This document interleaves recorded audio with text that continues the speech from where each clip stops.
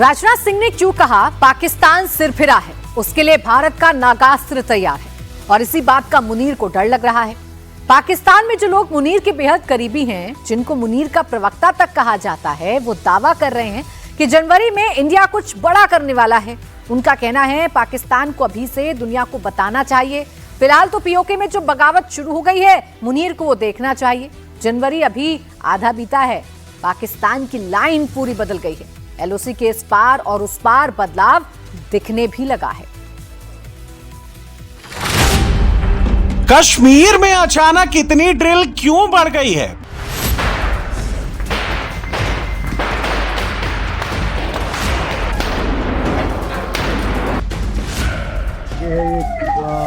अगर कोई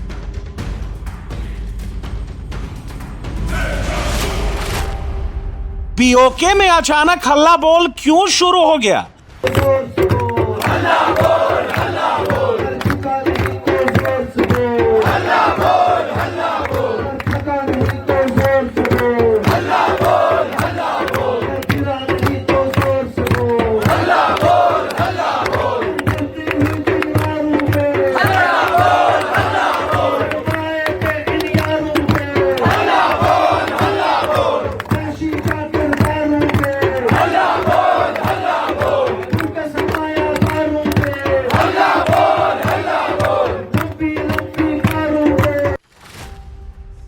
दिल्ली में अचानक ब्लैक कैट कमांडो क्यों आ गए?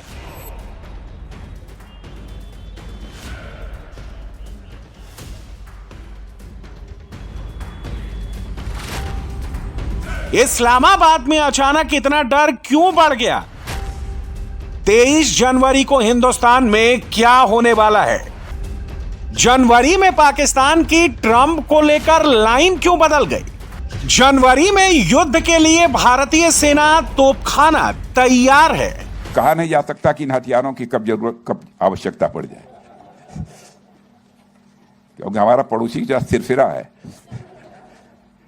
कब क्या हरकत कर दे कुछ कहा नहीं जा सकता है।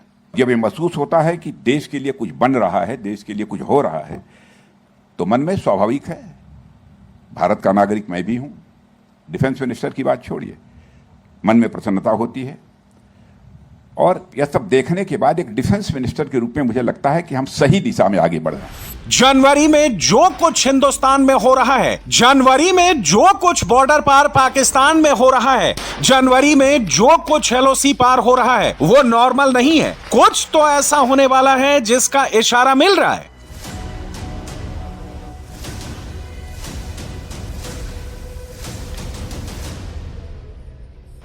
बॉर्डर पर एक बार फिर पाकिस्तानी ड्रोन नजर आए हैं। पिछले 7 दिनों में ये चौथी बार पाकिस्तानी ड्रोन स्पॉट किए गए हैं। पाकिस्तान एक बार फिर कुछ करने की फिराक में है। पाकिस्तान सिर्फ आसमान से साजिश नहीं रच रहा है, समंदर में भी पाकिस्तान की दखल अचानक बढ़ गई है। आसिम मुनीर कोई साजिश रच रहा है जिसका इनपुट इंडिया के पास है। इस वक्त पाकिस्तान में जो हालात हैं, जिस तरह से आसिम मुनीर के खिलाफ बगावत बढ़ गई है, जैसे इमरान खान के समर्थक और पीओके के आंदोलनकारी सड़क पर उतर आए हैं, वो मुनीर को डरा रहा है। मुनीर को पता है अगर पाकिस्तान के अंदर की आग दबानी है तो बॉर्डर पार आग लगानी होगी, ताकि पाकिस्तान का ध्यान विद्रोह से हट जाए। और इस बार मुनीर की यही सबसे बड़ी गलती होगी।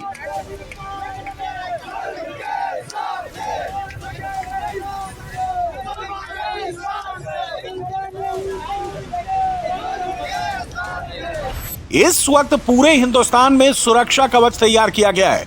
कश्मीर से लेकर यूपी तक, हरियाणा से लेकर एमपी तक, हर लेवल पर तैयारी की जा रही है। अगर कोई आतंकी हमला होता है या फिर दंगा कराने की साजिश रची जाती है तो सुरक्षा बल हर एक चैलेंज के लिए तैयार हैं।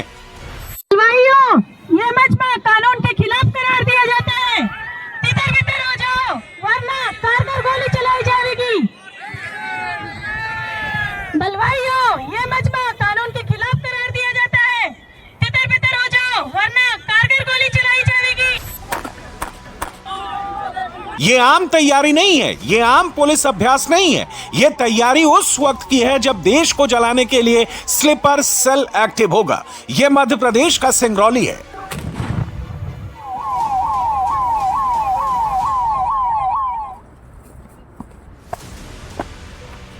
एमपी में दंगाई को कंट्रोल करने की मॉक ड्रिल चल रही है, तो यूपी में वॉर के वक्त क्या करना है, क्या नहीं करना है, उसकी तैयारियां शुरू हो गई हैं।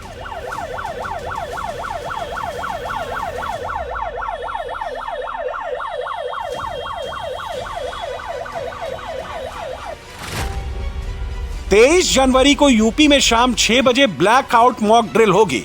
यूपी के हर जिले में ब्लैकआउट किया जाएगा। इस ड्रिल को लाइट्स ऑफ अलर्ट का नाम दिया गया है। जब पिछले साल मई में इस तरह की ड्रिल हुई थी तो पाकिस्तान पर मिसाइल स्ट्राइक की गई थी। बहावलपुर मुरीदके से वार शुरू होते ही पाकिस्तान के एयरबेस को उड़ा दिया गया था। पाकिस्तान को लग रहा है जंग का माहौल फिर बन रहा है। अगर हिंदुस्तान में कहीं भी आतंकी हमला हुआ तो पाकिस्तान पर सबसे भीषण वार होगा और इस बार संभलने का मौका तक नहीं मिलेगा। पाकिस्तानी सेना इंडियन मिसाइल को देख रही है।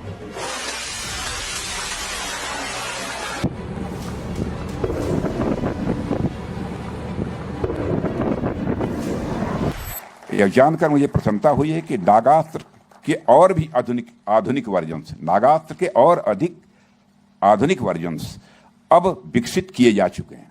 यह मुझे यहाँ बतलाया गया है और मुझे पूरा विश्वास है भविष्य में आवश्यकता पड़ने पर यह हथियार हमारे शत्रुओं के लिए अत्यंत घातक सिद्ध होंगे। और ये कुछ कहा नहीं जा सकता कि इन हथियारों की कब आवश्यकता पड़ जाए, क्योंकि हमारा पड़ोसी जो सिरफिरा है,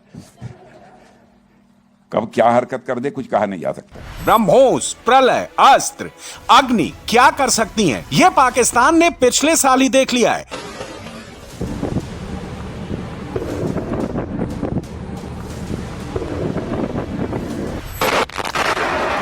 इंडियन रॉकेट फोर्स कितनी ताकतवर है, यह आज पूरी दुनिया देख रही है।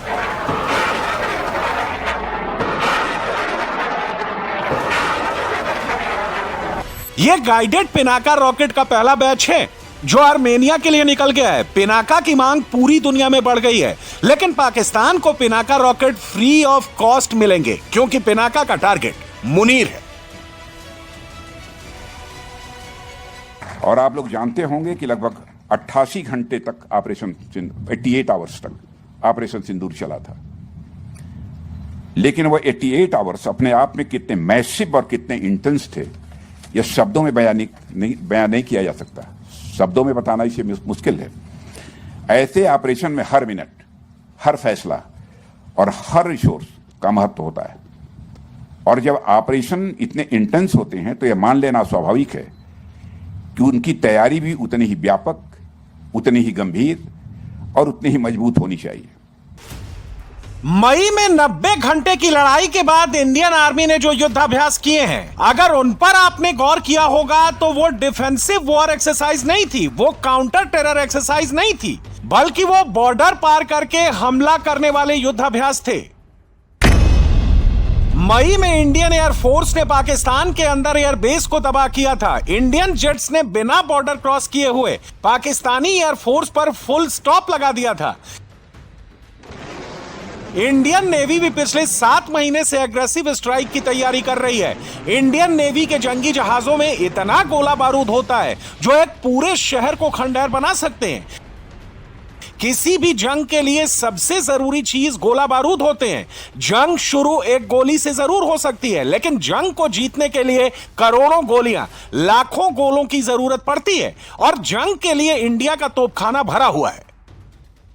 साथियों, अगर मैं अम्युनिशन के क्षेत्र की बात करूं तो एक ऐसा क्षेत्र है जिसकी कमी हम सब लंबे समय से महसूस कर रहे थे और मुझे आज भी वह समय याद है जब एम्युनिशन की कमी हमारे कई तैयारियों को प्रभावित कर देती थी। और यह एक ऐसी कमजोरी थी जिसने कई बार हम लोगों ने झेला भी है।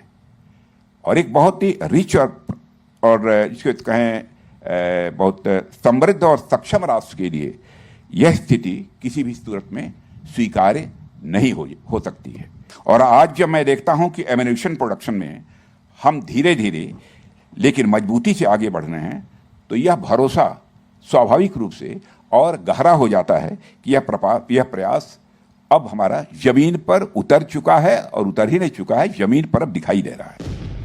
मई में जो लड़ाई शुरू हुई थी वो खत्म नहीं हुई है। पाकिस्तान में एक बार फिर आतंकी बाहर निकलने लगे हैं, एक बार फिर मुनीर साजिश रचने लगा है। इस बार पाकिस्तान का परमानेंट इलाज करना होगा। पाकिस्तान को सबसे बड़ा डर पीओके को लेकर है।